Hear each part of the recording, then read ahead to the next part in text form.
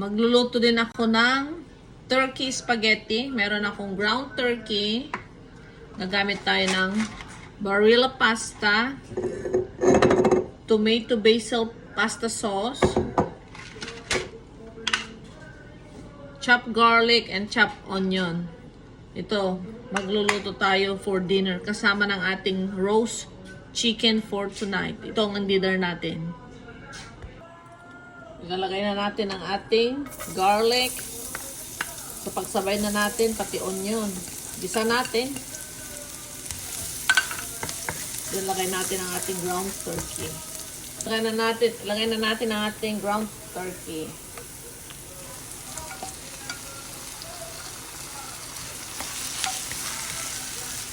Yan. Gisa lang natin yan. Hanggang sa mag-brown. Then lagay natin yung pasta sauce. Spaghetti sauce. Lalagay na natin ang spaghetti sauce. Ito, nilagay na rin natin ang ating pasta. Yan. Lutuin natin ang ating pasta. Lagyan natin ng vegetable ginisa mix. Lagyan natin ng konting garlic powder. Para hindi masyado. Lagyan natin ng onion powder konti lang. Dried thyme. Para may pampabango. Konting salt. Yan. Tapos ating black pepper. Yan. Malapit na siyang maluto. Kasi ground turkey naman ito. Hindi siya naman pork o beef. Yan. Masarap na. Itong ating pasta sauce. Ito luto ng ating pasta sauce. Turkey pasta sauce. Yan. Ito maglalagay tayo ng fresh Parmigiano Reggiano sa ating pasta.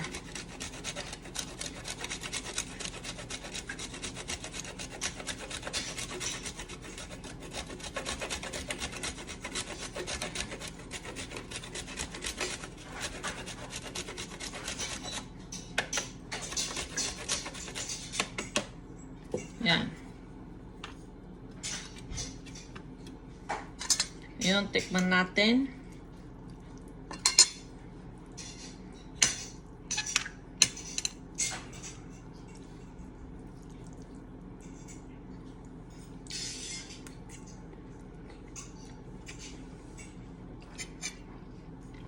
Sarap. Tapos meron tayong roast chicken. Tikman natin yung chicken.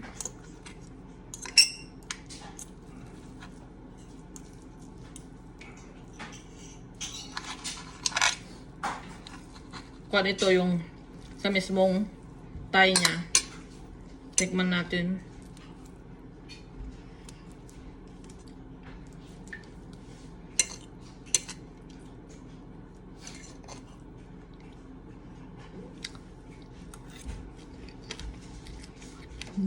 Sarap. Ang sarap. Thank you for watching. Mom.